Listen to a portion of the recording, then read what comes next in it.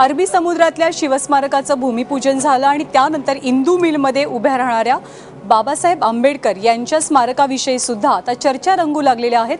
कारण त्याचं केवळ भूमिपूजनच झालंय, पुढे कोणतेही बांधकाम झालेलं नाही. त्यामुळे फक्त भूमिपूजन करून सरकार मतदारांना आकर्षित करण्याचा प्रयत्न करते का असे प्रश्न उपस्थित होत आहेत.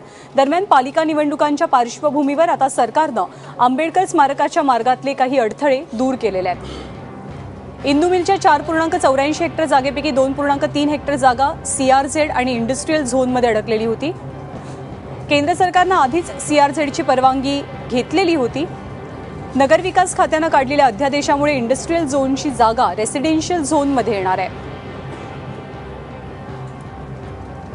2.3 हेक्टर जागा रहिवासी झोनमध्ये आरक्षित करण्याचे पालिकेला आदेश दिले गेले आहेत.